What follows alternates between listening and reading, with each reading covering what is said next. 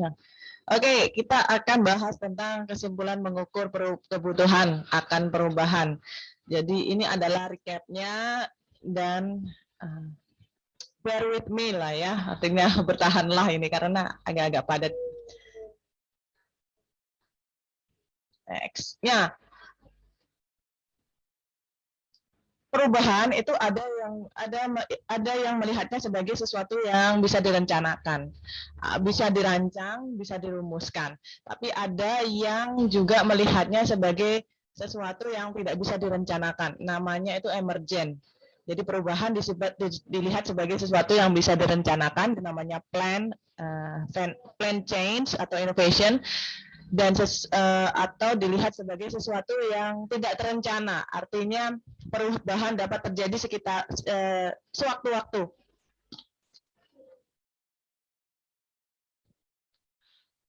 Itu yang disebut dengan emergent change. Nah, model dari perubahan yang bisa direncanakan itu disebut dengan plan model.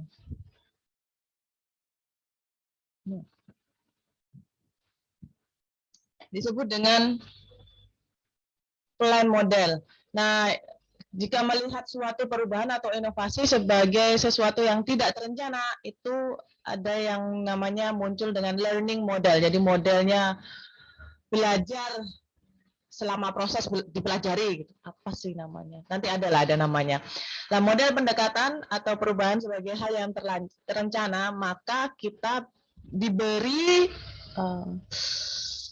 wawasan tentang hal-hal yang perlu dilakukan. Apa saja yang perlu dilakukan? Jika kita mau merencanakan suatu perubahan, maka kita perlu namanya mengidentifikasi masalahnya dulu, terus menyusun rencana aksi yang diperlukan, terus merencanakan aksi. Ini kan masih perencanaan aksi. Ini masih merencanakan aksi. Kemudian yang kedua adalah perencanaan aksi. Yang ketiga adalah mulai mengimplementasikan rencana aksinya, dan yang terakhir baru melakukan evaluasi.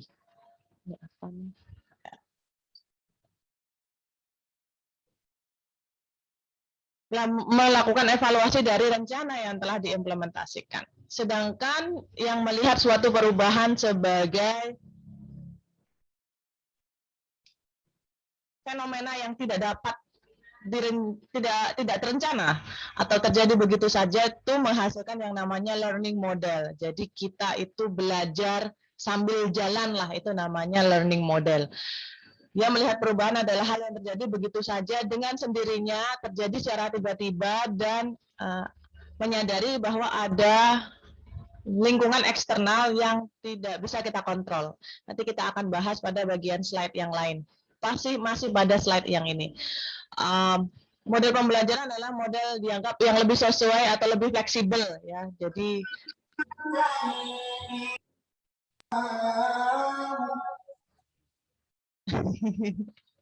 nggak apa-apa, nanti kalau direkam itu muncul di YouTube kayak gitu suaranya. Nah, kalau plan model itu ada tahapan-tahapan yang dirumuskan oleh Beckhardt tahun 1969. Tapi ini berkembang ya, karena yang literatur yang saya baca itu mengutip Beckhardt. Tapi di perkembangan inovasi yang lain, misalnya Yanuar Nugroho, dia juga punya hipotesis sendiri bagaimana model perubahan yang terencana itu dilakukan. Kalau menurut Beckhardt, ini hanya sebagai pengetahuan saja, yang perlu dilakukan adalah menetapkan tujuan dulu.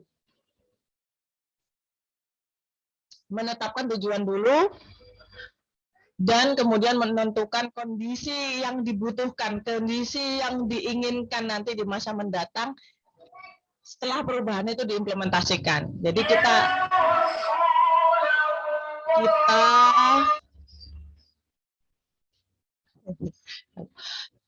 kita itu harus sudah memiliki angan-angan situasi seperti apa nanti di masa mendatang yang ingin kita tuju ketika kita mengimplementasikan perubahan itu. Itu perlu sudah dirumuskan di awal menurut Beckhardt. Kemudian mengenali atau mendiagnosis kondisi saat ini dalam kaitannya dengan tujuan yang diinginkan, yaitu poin nomor 1, dan kondisi yang diperlukan agar situasi di masa mendatang itu yang sudah ada dalam bayangan kita terjadi. Jadi cara untuk merumuskan suatu perubahan yang terencana itu kita harus berpikir secara visioner. Kita ingin kondisi yang seperti apa, kita ingin situasi yang seperti apa ke depannya, dan apa yang harus kita lakukan, maka perubahan apa yang perlu kita lakukan saat ini. Gitu. Gampang sih kalau ngomong, gitu. Kalau melakukan kan agak-agak susah dan nggak mudah lah. Namanya juga teori, kalau teori diucapkan ngomong sih enak ya. Tapi kalau praktisnya itu yang susah. Terus yang ketiga adalah menjelaskan transisi, situasi transisi yang mungkin perlu terjadi. Kan nggak mungkin kan ya, saya kurang bisa membayangkan bagaimana perubahan bisa terjadi tanpa adanya transisi. Karena transisi itu dari yang sebelumnya ke yang sesudahnya, itu proses-prosesnya itu seperti apa saja, siapa nanti yang akan mengalami gegar budaya, siapa nanti yang lain nantinya akan shock, siapa nantinya yang akan menolak, itu harus dikenali dulu. Itu namanya adalah proses menjelaskan kegiatan transisi yang diperlukan, serta komitmennya siapa ini yang perlu kita pegang atau kita miliki atau kita minta dalam proses merumuskan perubahan. Apakah ya jelas lah pasti kalau misalnya butuh perubahan dalam suatu perguruan tinggi, maka kita harus pegang komitmennya. Kalau itu perguruan tinggi swasta, berarti yayasan sebagai penyelenggara perguruan tinggi. Kemudian rektorat gitu. Tapi kalau di tingkat pendidikan yang bisa saya bayangkan adalah komitmennya komite sekolah, komitmen kepala sekolah, komitmen pengawas gitu kan, dan komitmen dari orang-orang yang berkepentingan di dinas pendidikan. Itu adalah komitmen yang kita perlukan. Jadi kita harus mengumpulkan komitmen, dan komitmen itu jangan lupa dibuat tertulis dan dibuat seadil mungkin. Kenapa? Ya kalau dibuat berat sebelah, pasti yang lain akan tidak setuju. Yang setuju hanya satu saja yang merasa kepentingannya dilayani. Terus kemudian kita juga harus bisa menceritakan kegiatan transisi, kayak risiko-risiko yang bakal terjadi. Gitu. Terus yang keempat adalah mengembangkan strategi. Jadi kita perlu strategi. Strateginya ini apa? Strategi itu bisa dirumuskan kalau kita sudah mengenali keadaannya dan kita sudah bisa mengenali dengan kita sudah bisa mengenali keadaannya dan kita sudah bisa memegang atau membayangkan situasi yang kita inginkan. Dari situ kita bisa merumuskan strategi. Dari strategi maka perlu ada yang namanya rencana aksi. Gunanya apa ya? Untuk mengelola transisi yang diinginkan atau transisi yang sudah dibayangkan akan terjadi untuk mencapai situasi yang diinginkan di masa mendatang. Gitu ya. Ini menurut Beckhart. Jadi ada 4 cara. Dan 4 cara ini kalau salah satu di antara kita merancang perubahan di suatu institusi, di suatu lembaga, atau di suatu organisasi, ini bisa meluas menjadi 4 menjadi 6 jadi 8, berapapun sesuai dengan kebutuhan kita. Tapi yang 1 sampai 4 menurut Beckhart ini adalah minimalnya, atau kurang lebih kurang lebih sesuatu yang kita bayangkan harus ada, dan sesuatu yang kita prediksi pasti akan terjadi. Jadi ini hanyalah ngasih bayangan aja. Beckhart itu kayak ngasih bayangan aja bagaimana merancang suatu perubahan, mengelola perubahan, merencana perubahan, mengimplementasikan perubahan. Tuh. Ini adalah salah satu metodenya. Menggunakan ini bisa jadi satu skripsi karena ini disebut dengan metode plan model. Jadi modelnya nanti inovasi dalam salah satu lembaga di sektor publik. Bagaimana bisa dijelaskan, bagaimana itu bisa dikenali tahapan-tahapan perubahannya, bagaimana perubahan itu bisa dikenalkan. Itu menggunakan metode Beckhart ini. Ada, ini salah satu metodenya. Ada juga metode yang lain. Ya, metode yang lain adalah, ini adalah metode berikutnya, berisi 3 pendekatan. Namanya pendekatan marketing research. Ini menggunakan triangulasi metode atau metode triangulasi. Apa itu metode triangulasi? Metode triangulasi adalah menggunakan metode pada disiplin ilmu ekonomi, ya ini analisis pemasaran ke dalam disiplin ilmu administrasi publik, yakni ke dalam inovasi sektor publik. Itu namanya triangulasi metode. Jadi misalnya salah satu di sini yang mengikuti kuliah ini itu gemar disiplin ilmu sosiologi, kemudian ingin menggunakan disiplin ilmu metode dalam disiplin ilmu sosiologi itu ke dalam ilmu administrasi publik, maka berarti dia sudah melakukan metode triangulasi. Itu namanya metode triangulasi. Triangulasi ini ada banyak, ada triangulasi data, ada triangulasi metode, ada triangulasi sumber, ada triangulasi pendekatan. Jadi ada 5. Itu salah satu yang ada dalam metodologi penelitian. Ya. Terus pendekatan berikutnya ada pendekatan manajerial. Kita sudah bahas yang SWOT. SWOT itu masuk ke pendekatan manajerial. PEST analysis juga. Saya sudah jelaskan. Mungkin nggak utuh ya penjelasan saya tentang PEST analysis, kecuali kita benar-benar melakukannya secara praktik.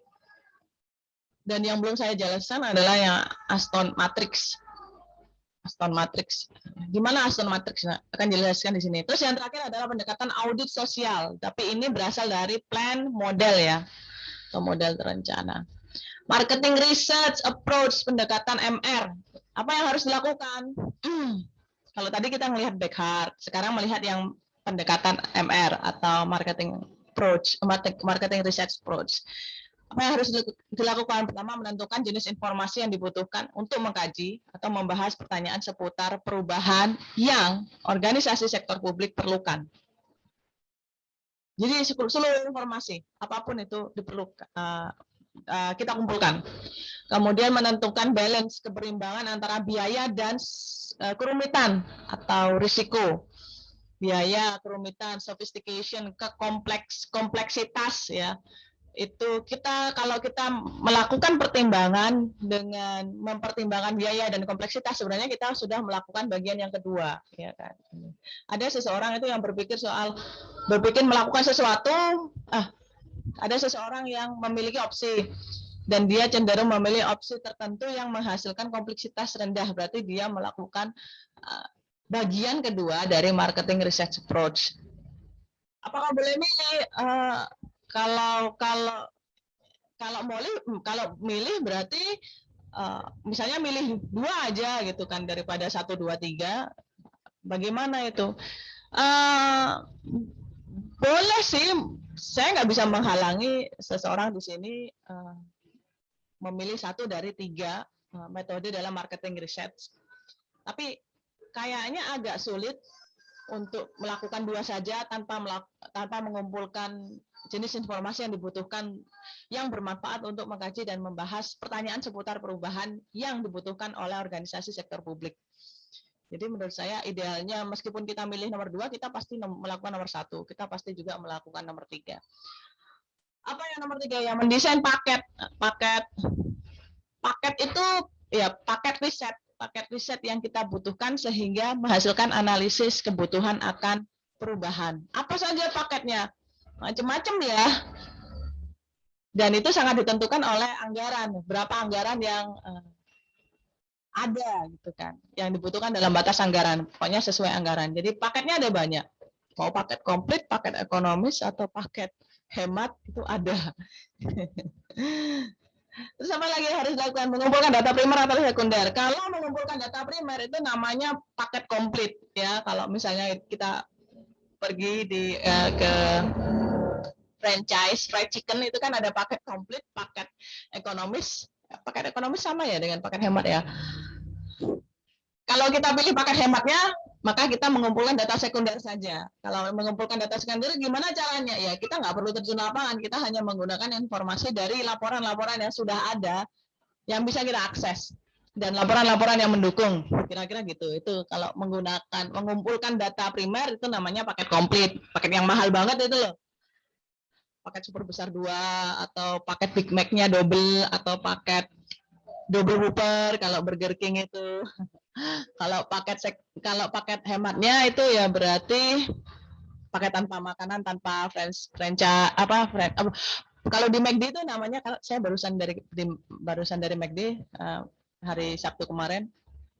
Kalau kita mengumpulkan data sekunder saja itu sama dengan paket a la carte. A la carte itu kayak beli Big Mac-nya saja gitu, atau cuma beli Big Mac yang dagingnya cuma satu lapis, itu namanya paket a la carte kalau di McD. Yang keenam adalah menginterpretasikan dan mengsintesis. Sintesis itu pokoknya menghasilkan analisis. Ketika kita memikirkan sesuatu, membaca suatu data, dan itu menghasilkan suatu kesimpulan di mana kita menerjemahkan data tersebut. Oh, suara saya hilang ya? Beritahu saya lagi ya. Ada Pak Bu, jelas. Oh, jelas ya. Sangat jelas. Soalnya Pak Heru bilang suara saya hilang. Nggak apa-apa. Makasih Pak Heru ya diberitahu.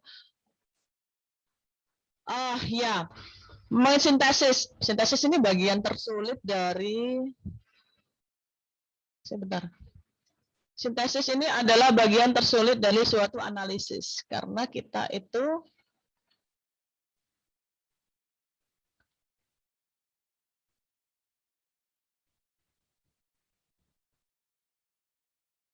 kenapa begini nih?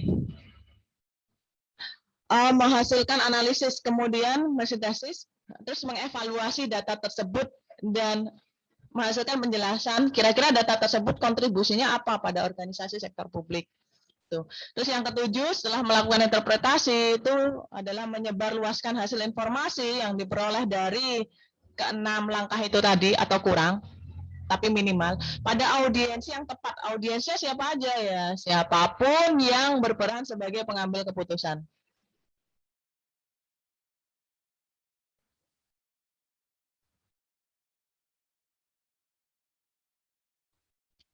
Terus yang kedelapan adalah sepakat. Jadi seluruh yang komitmennya berhasil kita kumpulkan itu harus dikumpulkan bersama dan harus sepakat gitu tentang aksi yang sudah kita jelaskan dan kita rumuskan berdasarkan dari informasi yang berhasil kita kumpulkan. Itu harus ada kesepakatan gitu. Kayak ijab kabul itu kan kesepakatan ya. Serah terima ya ijab kabul. Akad itu kesepakatan. Ya enggak sih? Terus ya itu adalah marketing research space. Sekarang adalah pendekatan manajerial. Apa yang dilakukan? Bagaimana cara merumuskan kebutuhan akan perubahan menggunakan pendekatan manajerial? Wah, ini banyak banget saya salah ketiknya ya, manajerial. Memprediksi elemen kunci lingkungan organisasi itu menggunakan PEST analysis dan atau Aston Matrix. Jadi gunanya PEST analysis adalah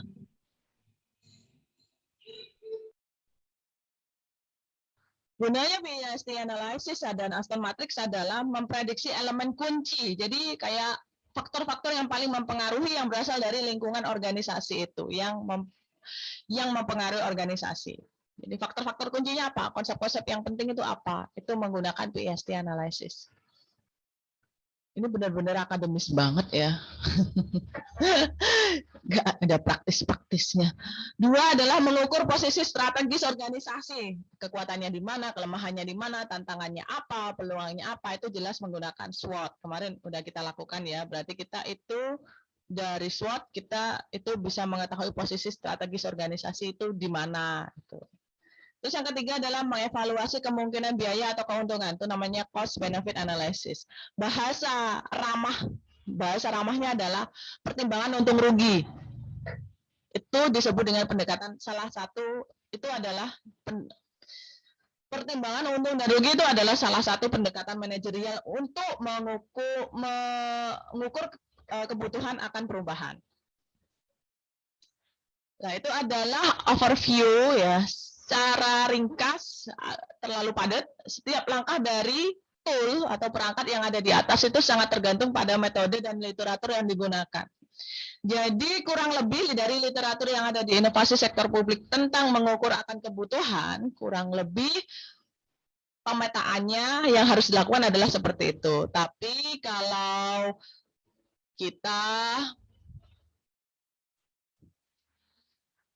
kita mau mendalami lebih jauh, maka sebenarnya setiap pakar inovasi seperti Pak Yanuar Nugroho itu salah satu pakar inovasi kebijakan publiknya di Indonesia.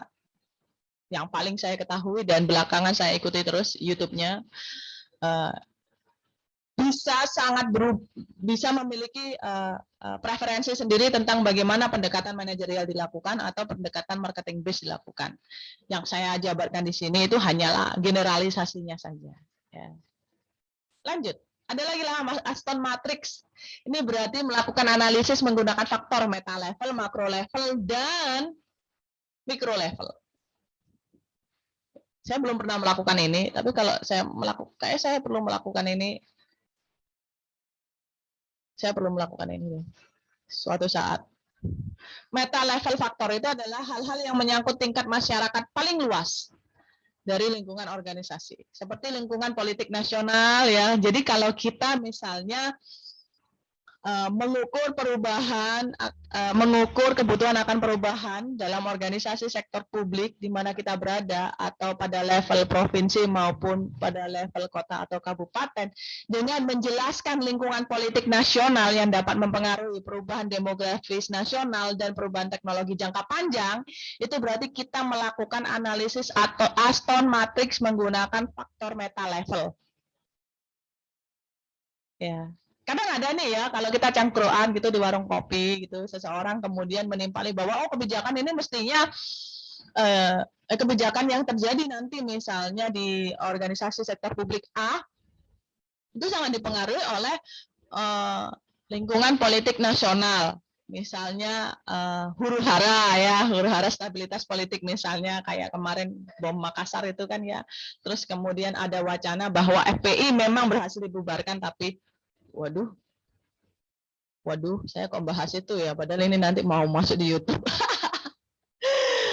Ya itu dibubarkan tapi menjelma sebagai organisasi teror. Kalau kita membahas tentang itu dan lingkungan politik nasional, berarti kita sebenarnya sudah melakukan analisis Aston Matrix menggunakan pendekatan faktor meta level. Tuh. Nah, kalau kita menggunakan makro level berarti kita menjelaskan kebutuhan akan perubahan yang mana penjelasan kita menyangkut lingkungan susunan organisasi yang terlibat dalam layanan publik tertentu, atau menggunakan pendapatnya Pak Yanuar Nugroho sebagai seseorang yang ahli di bidang inovasi kebijakan publik. Berarti kita menggunakan analisis Aston Matrix dengan pendekatan makro level. Itu. Atau kita menjelaskan kebutuhan akan perubahan dengan menyebutkan hal-hal yang mempengaruhinya seperti demografi di suatu wilayah, misalnya di Kota Probolinggo atau di Kabupaten Probolinggo, dan profil sosial ekonomi masyarakat Kota Probolinggo. Itu berarti kita sudah melakukan yang namanya makro level. Kalau tingkat mikro level, maka itu penjelasannya berisi tentang budaya organisasinya. Bagaimana organisasi itu memaknai penggunaan teknologi informasi, dan bagaimana sumber daya manusia yang ada di organisasi itu namanya micro level. Jadi kalau kita tergantung sih, idealnya adalah menggunakan kalau menggunakan analisis Aston Matrix, berarti kita menjelaskan mulai dari meta, makro, dan mikro, agar memberikan analisis Aston Matrix yang utuh. Tapi kalaupun kita misalnya ingin praktek aja ya supaya bisa, yang penting bisa aja, maka boleh menggunakan mikro level saja, atau makro level saja, atau meta level saja. Boleh lah. Nah ini yang terakhir adalah pendekatan social audit. Apa yang harus dilakukan? Ya ini standar fleksibel aja, yaitu melakukan persiapan lapangan seperti apa, terus kita tentukan tujuan dan targetnya, kemudian kita tentukan metodenya. Jadi setiap kita mengukur kebutuhan akan perubahan, kita itu harus jelas dulu metodenya. Jangan sampai metodenya, ada sih metodenya ya, ada kan orang gitu, gimana sih metodenya ini? Oh udahlah, ntar aja deh, sambil jalan juga nanti tahu. Itu namanya learning model ya, bukan plan model. Jadi jangan berantem misalnya. Jadi kadang kan kayak ada sih orang itu ya kayak gimana sih ini saya harus gimana, udahlah nanti aja instruksinya nanti sambil jalan, kan ada ya orang yang kayak gitu. Ada juga, dan orang yang seperti itu biasanya nggak cocok dengan orang yang semua serba terorganisasi, semua serba terencana. Karena orang yang serba terorganisasi dan terencana biasanya itu dia sudah memiliki pertimbangan risiko sendiri, dan dia ingin memperkecil risiko yang mungkin dapat terjadi di masa mendatang. Sedangkan orang yang masuk ke learning model ya udah resiko nanti mau kita antisipasi atau enggak dia pasti akan ada. Yang harus kita lakukan adalah ya udah hadapi saja risikonya gitu. Asalkan orang yang learning model itu orangnya berani tanggung jawab ya, bukan lari dari tanggung jawab. Kebanyakan sih lari dari tanggung jawab gitu, tiba-tiba dia susah dihubungi dan nanti yang kena imbasnya itu yang orang keduanya, orang penting keduanya, orang penting ketiganya, atau orang yang paling peduli. Biasanya sih gitu. Itu terjadi di mana saja. Menentukan metode itu harus jelas. Jadi orang kalau learning model itu orang yang biasanya itu sebenarnya saya tidak tahu apa yang harus dilakukan, tapi saya tahu kalau saya harus melakukan sesuatu. Orang yang learning model, menghadapi orang yang learning model itu ya harus ngomong. Kan ngomong bisa lah metode ini apa ben kabeh wong iku weruh di bagian sing sepakat, di bagian sing enggak bisa disepakati. Di bagian yang resikonya tinggi, di bagian yang resikonya rendah. Lah yang ngomong resiko tinggi dan resiko rendah berarti dia sudah melakukan yang namanya cost benefit analysis, itu namanya pendekatan manajerial itu ya. Ada orang yang kayak gitu. Ada orang yang melihat praktisnya. Berarti dia nggak ada di sini, tapi itu yang disebut dengan metode pragmatis sama metode praktis. Ada itu ya, tapi nggak dibahas di sini. Karena apa? Karena kurang ilmiah metode pragmatis sama metode praktis. Kurang ilmiahnya di mana? Kurang ilmiah karena praktis itu dia ngambil opsinya, dia ngambil putusan hanya berdasarkan pada kepentingan jangka pendek dan hanya kepentingan orang-orang tertentu saja. Itu yang praktis. Itu metode praktis. Kalau yang pragmatis itu tergantung mana yang memberi peluang lebih bagus, mana yang menawarkan peluang lebih bagus, itu pragmatis. Oh, peluang ngomong bukan yang pragmatis itu apa ya? Yang memberikan, ada metode oportunis. Orang-orang oportunis berarti orang-orang yang suka mengambil kesempatan dalam kesempitan, itu oportunis. Ya, ada metode seperti itu, tapi nggak terlalu ilmiah, makanya nggak dibahas. Nggak harus absen. Nggak perlu absen, harus absen di chat tabung. Enggak, kalau saya mah enggak, kalau dosen lain mungkin iya ya. Terus kerja lapangan ya kerjasama, bukan situ kerja yang lainnya bersama, enggak ya. Pelaporan, kemudian berikutnya pelaporan adalah aksi. Jangan lupa harus kerjasama. Kebanyakan kerjasama ini susah diwujudkan. Kebanyakan yang kerja satu, yang lainnya bersama-sama nggak kerja. Kebanyakan kayak gitu. Oke, pendekatan ini harus menjelaskan penjelasan yang dapat menjawab pertanyaan berikut. Dalam hal apa dan sejauh mana masyarakat dapat dilibatkan dalam proses di mana perubahan itu diperlukan? Harus menjawab ini. Kalau bisa menjawab ini, centang, gitu ya. Oke, gitu. Atau sejauh mana sumber daya yang ada dan informasi yang ada itu dapat digunakan dan dimanfaatkan. Dan informasi baru seperti apa yang diperlukan? Social audit itu harus menjawab A, B, C ini. Kalau nggak bisa menjawab, ya ulangi lagi. Gitu. Pasti ada hal yang terlewatkan. C, metode apa yang dapat digunakan untuk mengumpulkan informasi yang diperlukan masyarakat dan yang bermanfaat untuk merumuskan perubahan. Kalau ini bisa terjawab, masa bisa terjawab, ABC bisa terjawab, move on. Berarti social audit, pendekatan social auditnya sudah sesuai jalur. Kira-kira gitu. Berikutnya, bagaimana informasi dikumpulkan dan dianalisis? Ini harus terjawab dalam social audit. Berapa banyak temuan dalam riset? Temuan dalam riset itu kayak kajian-kajian mendalam yang bisa dilaporkan dan pada siapa laporan tersebut ditujukan. Ini harus sudah jelas dulu pada siapa laporan tersebut ditujukan, siapa sasarannya gitu. Dalam hal apa informasi yang digunakan dapat menghasilkan perubahan dalam organisasi sektor publik? Dalam hal apa gitu. Jadi kalau misalnya ada seseorang kemudian merancang suatu perubahan, Anda adalah salah satu partisipannya, maka cobalah tanyakan hal-hal ini. Kenapa? Biar dilihat pinter dikit.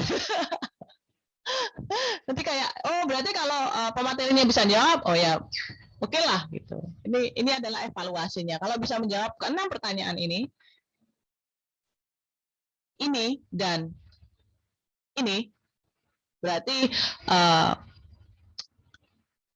pendekatan sosial auditnya itu ya bisa move on lah, bisa dilanjutkan.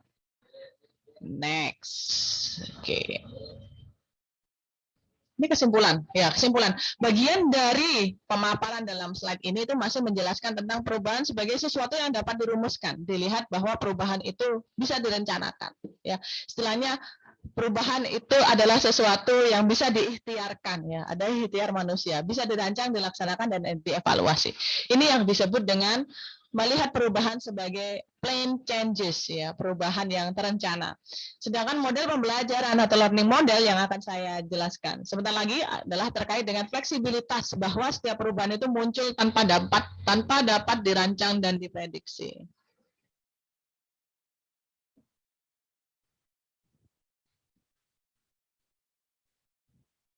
Gitu ya, ada pertanyaan?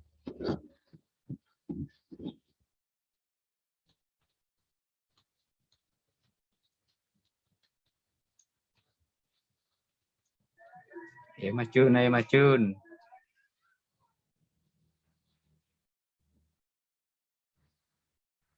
Ada? Nggak ada? Nggak ada, next saja. Biar hemat kuota. Mengapa muncul learning model? Mana ini? Ini learning model. Ini adalah bagian yang tidak setuju atau tidak sepakat dengan plan changes atau plan model. Learning model. Keyakinannya learning model, mengapa muncul learning model adalah lingkungan itu terlalu kompleks dan berubah dengan sangat cepat. Kita nggak bisa misalnya bersaing dengan lingkungan, karena kita nggak bisa bersaing dengan perubahan yang terjadi di lingkungan. Kan ada ya orang-orang yang seperti itu. Ini adalah salah satu alasannya mengapa plan change itu tidak efektif untuk dilakukan. Dan oleh karena itu ada yang namanya learning model. Model plan change ini katanya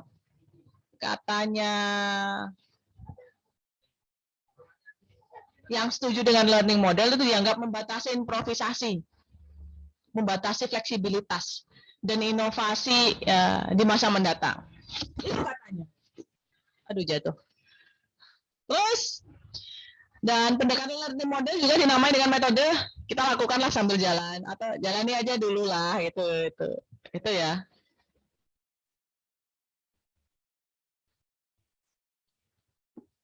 Tanya.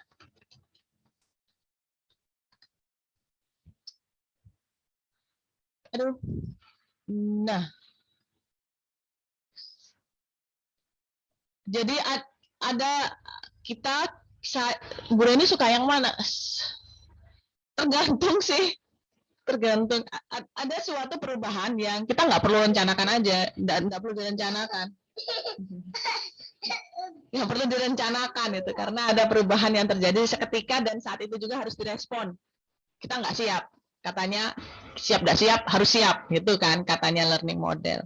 Tapi katanya yang plan model ya segala sesuatu itu harus diprediksi, direncanakan, diorganisasi, ditampilkan secara sistematis, distruktur, harus terstruktur dulu.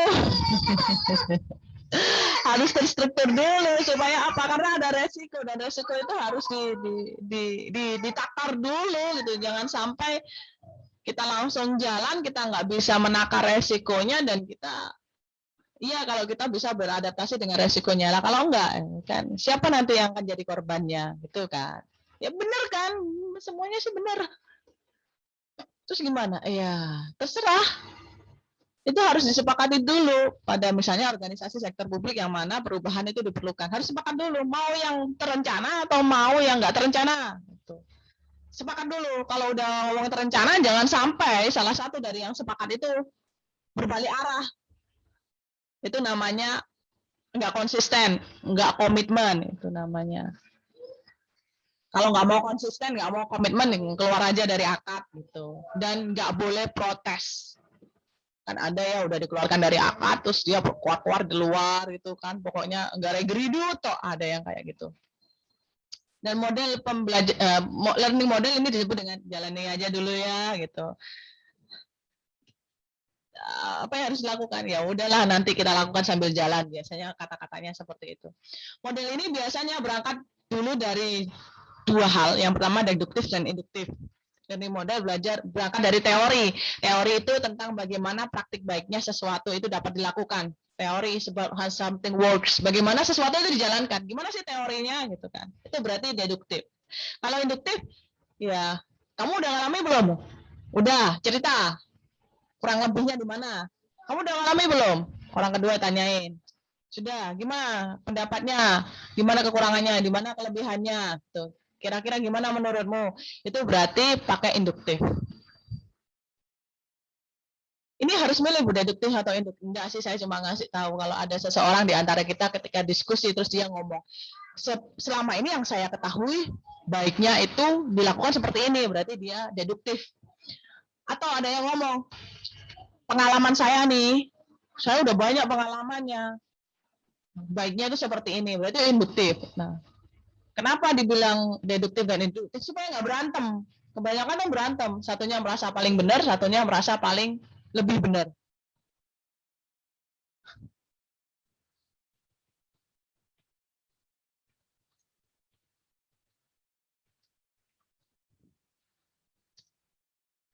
Terus, ya itu ya, model ini biasanya berangkat dulu dari deduktif atau induktif, tergantung. Itu harus disepakati dulu, supaya apa? Nggak berantem. Kalau ada yang mau ngajak berantem, kembalikan lagi. Kan kita udah sepakat di awal, mau pakai yang deduktif. Kan kita udah sepakat dari awal, mau pakai induktif, gitu aja. Supaya apa? Supaya nggak berantem sesama teman. Nah, ini ada siklus learning modelnya. Jadi kita berangkat dari teori, membangun asumsi, membangun hipotesis yang akan diuji. Di bagian ini tuh akan diuji gitu. Kalau misalnya asumsi itu kan pendapat dari banyak orang tuh banyak ya. Kumpulin aja satu-satu, dipetakan. Diuji satu persatu di sini. Hasilnya apa?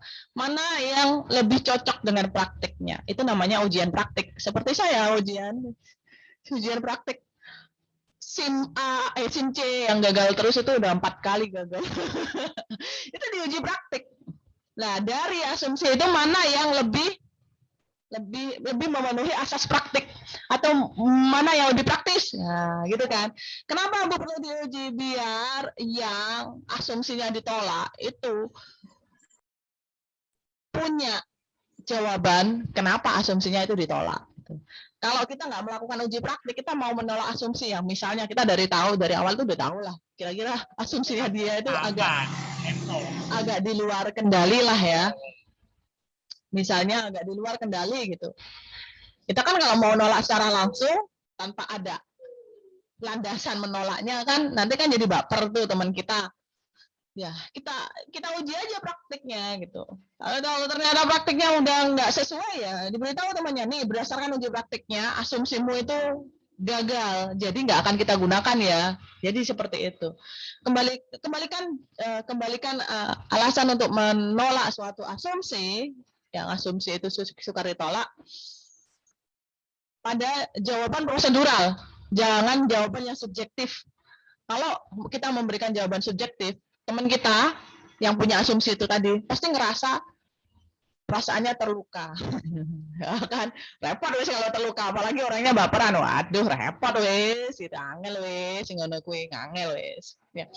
Jadi uji praktik dari misalnya ada 10 asumsi, ya, 10 asumsi. Nah, yang nggak punya kesempatan untuk berasumsi karena nggak punya ide, nggak punya pendapat, itu harus ditanyai, sepakat ya, ini asumsi yang saya terima ya. Di luar ini saya nggak ingin ada keluar-keluar yang lain. Meskipun itu lebih mudah dikatakan, saya saat ini mengatakannya daripada melakukannya.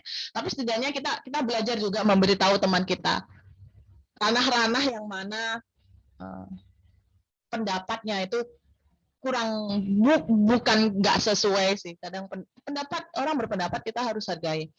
Tapi kita dan dia itu harus sama-sama belajar menerima perbedaan pendapat. Itu adalah hal yang paling penting. Kalau kita nggak bisa menerima perbedaan pendapat, angel lah kita mencapai tujuan yang bersama. Sulit lah kita mencapai tujuan yang bersama gitu dalam suatu organisasi. Jadi teman-teman yang punya perbedaan pendapat itu jangan pendapatnya itu diabaikan, dianggap nggak ada, itu salah, jelas salah. Kita harus berarti besar Bu ya. Iya memang begitulah, namanya juga kan kita kan semakin lama semakin tua ya, harus bersikap lebih dewasa, berpikir dan bertindak ya, bukannya semakin kekanakan ya. Yang masih kekanakan ya mereka bukan salahnya mereka kemudian mereka tidak bisa bersikap dewasa, tetapi mereka tidak tahu bagaimana caranya untuk bisa bersikap dewasa. Salah satunya adalah menerima perbedaan pendapat gitu. Ojo dimusuhi, tapi ya diajak. Tapi jangan terlalu banyak berharap. Kita sendiri yang ngajak dia, jangan terlalu berharap dia berubah gitu loh. Nothing tulus lah, jangan terlalu berharap bahasa Indonesianya. Dia nerima ya enggak masalah, dia nerima ya alhamdulillah gitu loh. Kembali lagi harus diuji praktik. Dari diuji praktik ini maka beberapa asumsi itu pasti akan gugur, dan asumsi yang praktis yang memang bisa diimplementasikan atau dipraktikkan itu yang akan bertahan.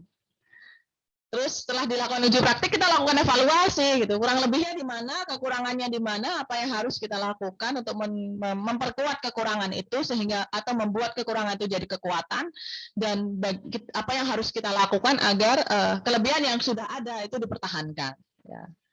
Baru kemudian nanti apa yang terjadi dalam organisasi sektor publik di mana perubahan itu diperlukan, jika itu berhasil diimplementasikan dalam organisasi sektor publik, dia jadi teori.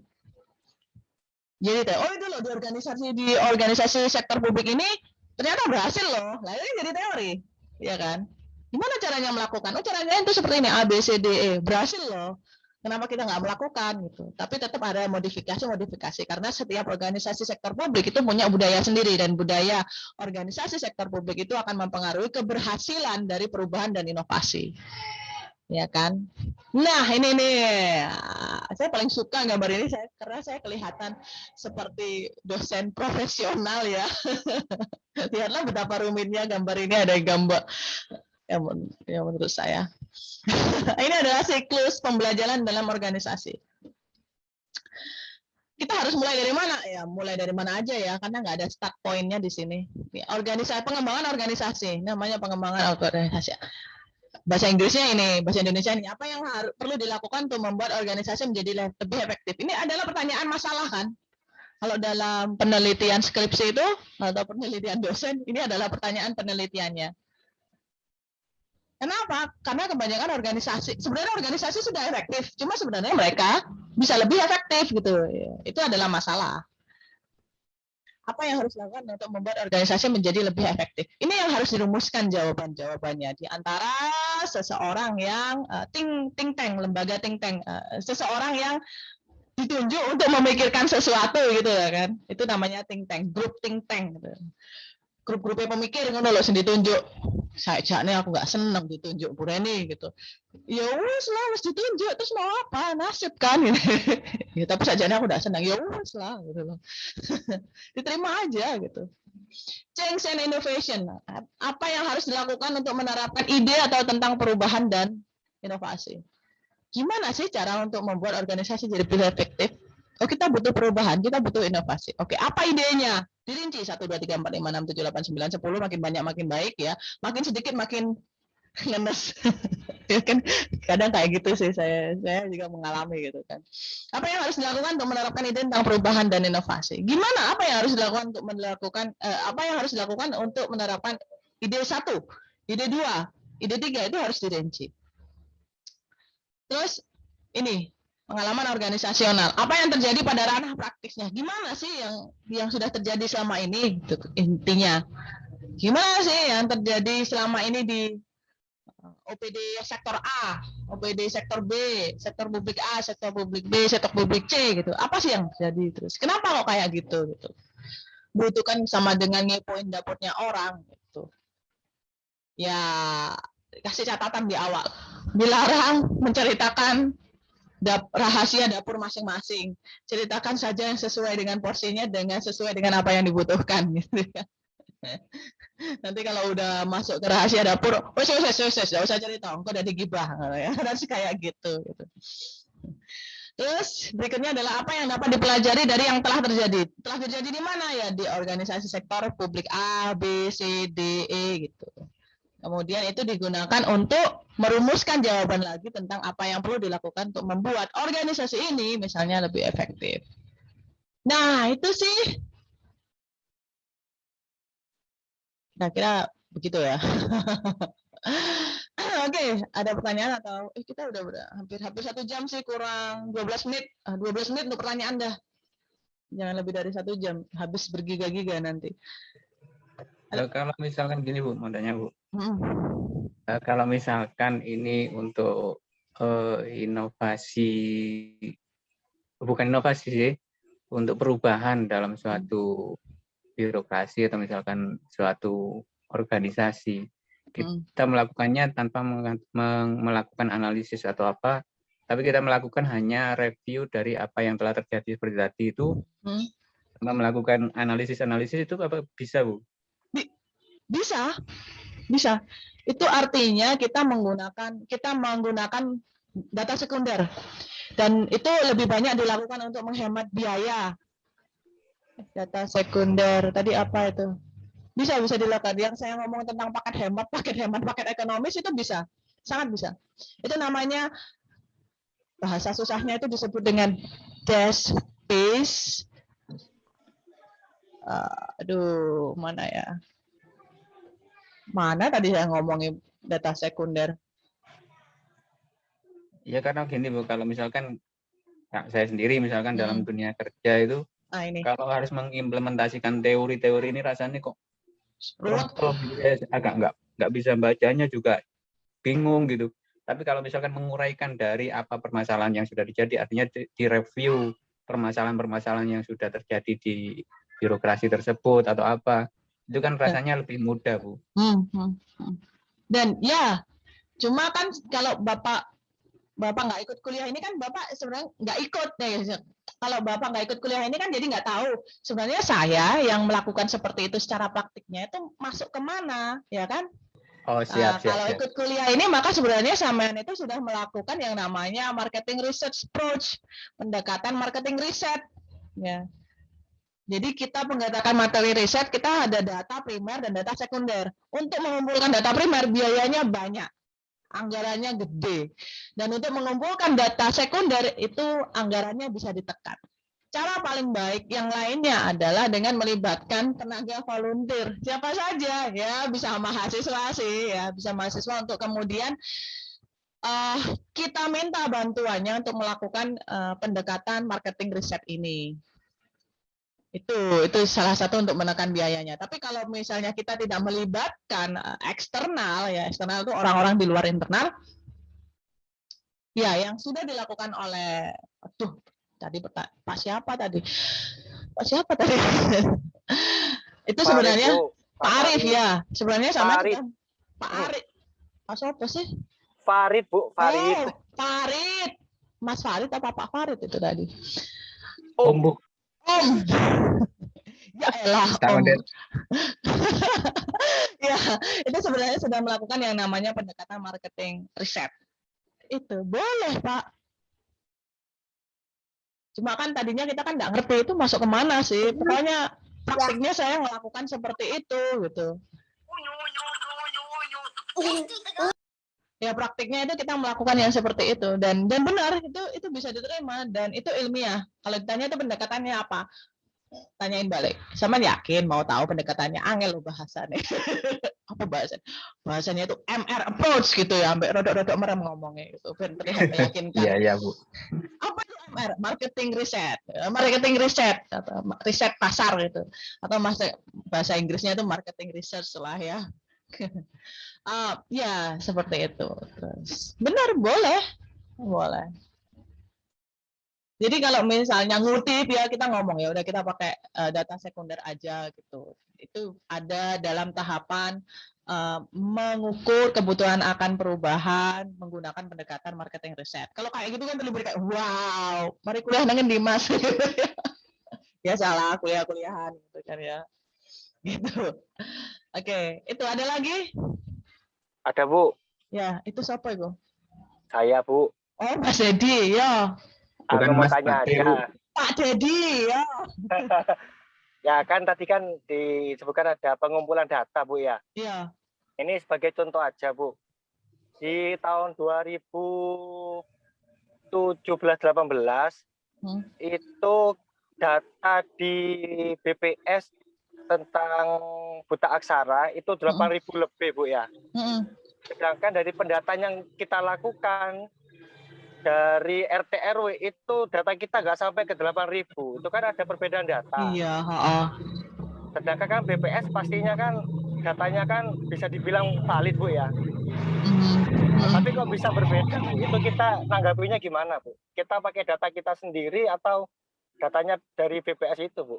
Itu ya itu hanyalah perbedaan data yang benar atau data yang benar mana, kita kembalikan lagi ke metodenya, kita kenali dulu, baca dulu metode pengumpulan datanya BPS itu seperti apa, apakah sama dengan metode pengumpulan datanya kita, pasti berbeda, kecuali Mas Dedi pakai metodenya yang dilakukan oleh BPS persis, pasti datanya sama, kurang lebih sama, perbedaannya nggak akan terlalu jauh. Tapi kalau kan kita, Mas Dedi misalnya di organisasi sektor publik A, itu mau mendapatkan data kan berdasarkan interpretasi dari dokumen yang menyuruh kita mengumpulkan data tersebut kan. Kemudian kita merumuskan metodenya sendiri. Kadang metodenya itu nggak disebutkan ya kan, pokoknya kita butuh angka buta aksara, siapa yang jadi buta aksara, siapa yang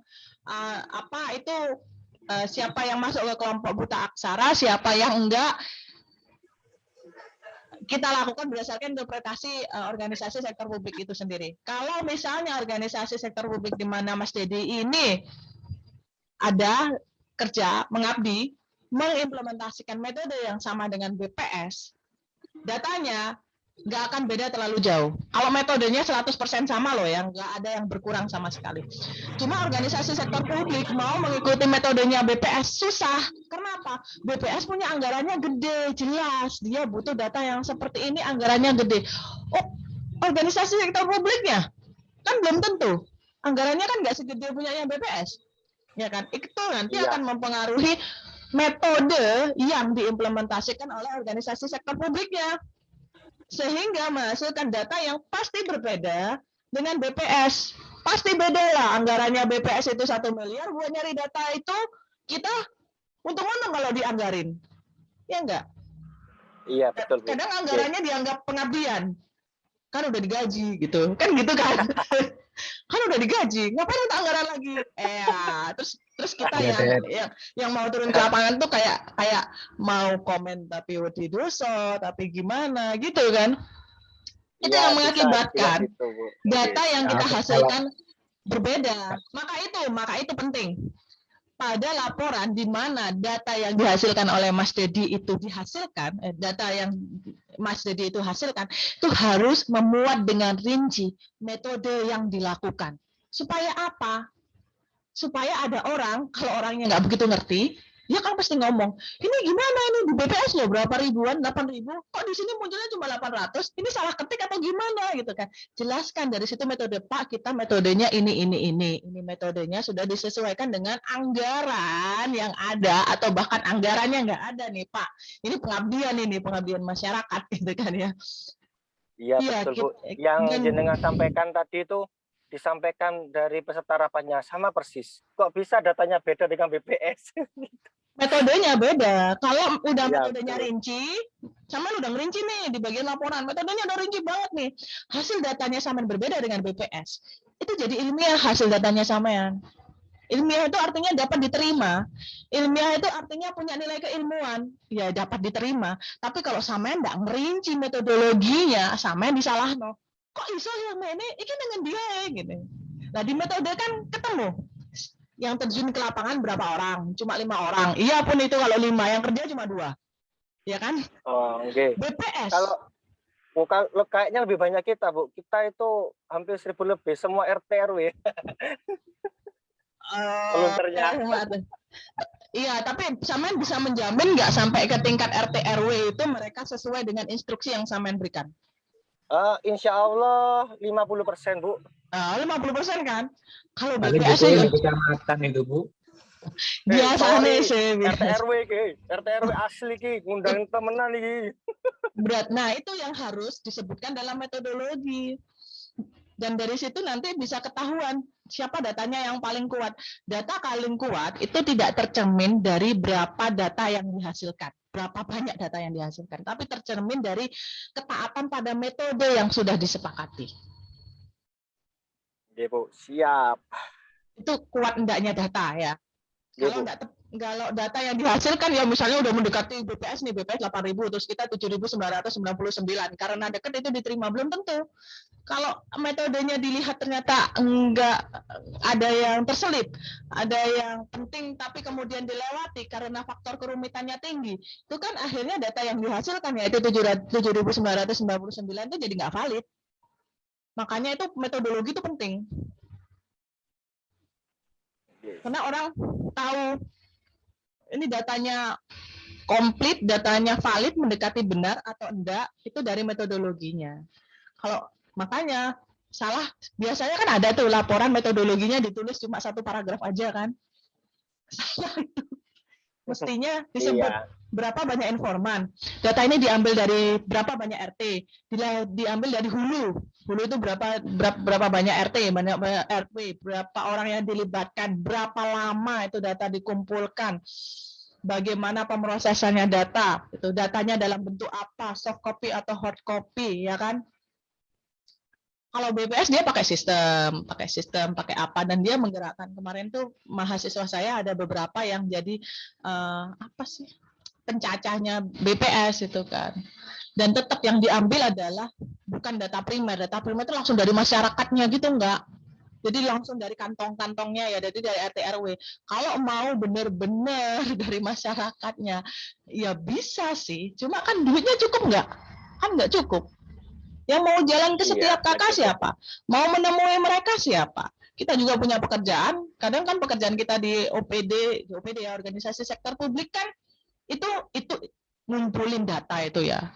Itu pekerjaan yang berat, memakan banyak waktu, tapi dianggap remeh, bahkan nggak dianggap. Ya nggak sih? Kayaknya ya. Kerja bakti. Itu kerja berat itu. Kerja berat Mas Farid, bukan kerja bakti, kerja berat. Kerja berat itu. Kita mau ngambil data misalnya ke RT RW, atau kita mau menemui orang RT RW-nya ya, atau orang RT RW-nya datang menemui kita. Kita tuh sama dengan meninggalkan tugas utamanya kita loh. Dan ketika kita tugaskan, kita pergi, tugas utama kita tadi itu kan nggak selesai, nggak ada orang yang menggantikan ya kan, tetap jadi tugasnya pokoknya kita ya kan. Berarti kan apa ya, melakukan tugas yang sebenarnya penting tapi dianggap remeh. Tapi kalau udah nyampe ke kantor mesti ditanyain seharian tadi ngapain aja gitu kan, rasanya kayak mau ngamuk nggak sih. Padahal wah, keluar kantor dikira paling cuma dikira ngopi-ngopi aja gitu kan. Enggak kan, nemuin orang masih nunggu itu waktu kerjaan banget loh. Tapi sayangnya sih masih dianggap remeh. Makanya kerjaan nyari data primer itu berat dan butuh duit banyak.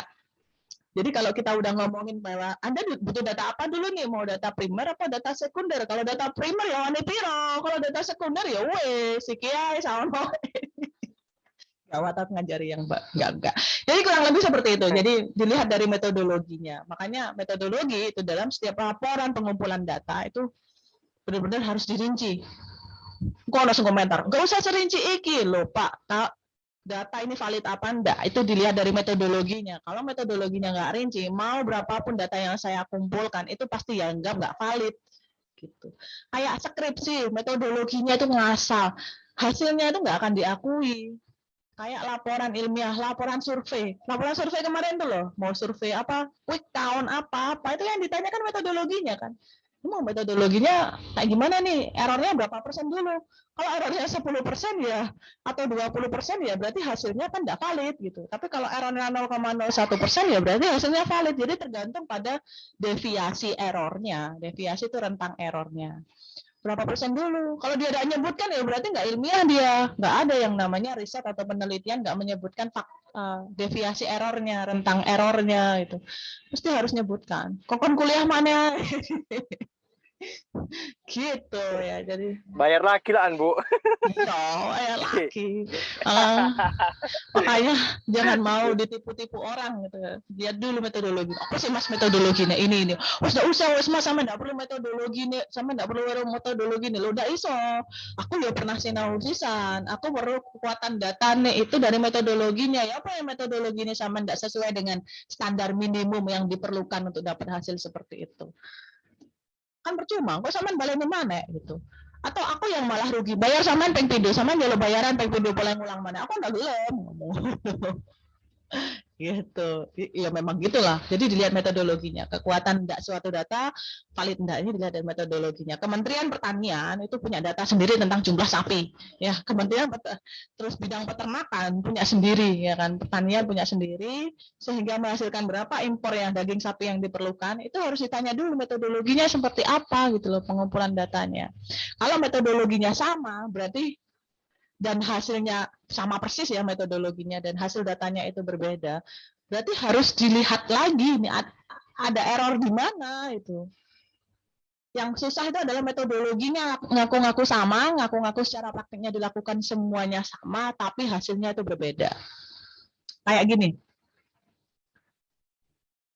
Kementerian Kelautan itu mendata jumlah perahu yang punya yang punya horsepower ya, kayak apa ya, kekuatan engine-nya itu di atas 30 GT itu ada 15.000. Itu kementerian. Terus ada lagi data yang lain ya, saya nggak tahu berasal dari mana, mungkin BPS ya. Itu ternyata di bawah 10.000.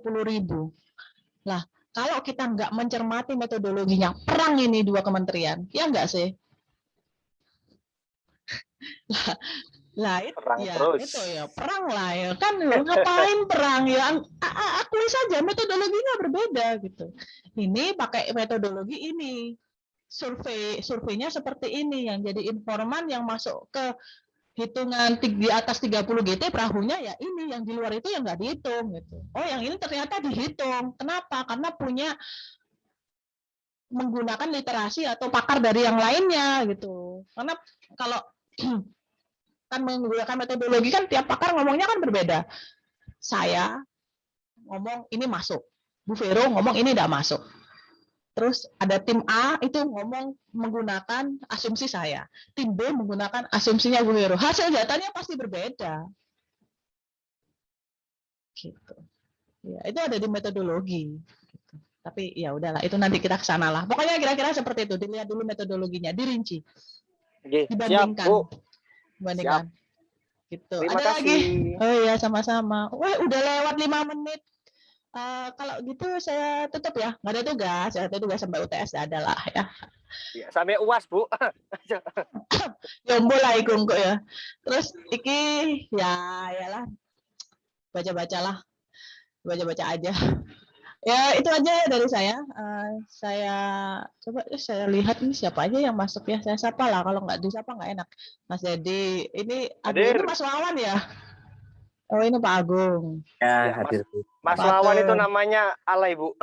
Iya, iya Yusra, anak Bu. Pak Andri, Agung, Pak Amin. Loh kok ada loro Pak Amin? Ada loro iki Pak Amin ini. Diana, Pak Farid, Pak Fian, Bu Maria, Pak Tri. Ya wes lah. Oke banget sih sentek selikur. Ya udahlah itu aja. Saya unggah di YouTube supaya bisa dilihat berkali-kali, terutama menjelang UTS biasanya view-nya itu banyak ya. Itu aja dari saya. Apa lagi? Kayak nggak ada ya. Kalau ada pertanyaan, silakan aja ngobrol di Google Classroom. Nanti kita akan saling balas-balesan. Itu aja dari saya. Terima kasih yang sudah hadir. Kita akan ketemu lagi dalam waktu dekat Jumat ya. Jumat. Kemarin Jumat libur loh. Tidak apa-apa lah. Iyalah libur. Tanggal merah. Iya, tanggal merah nggak mungkin dibuat item. Itu aja. Terima kasih sudah bergabung. Assalamualaikum warahmatullahi wabarakatuh.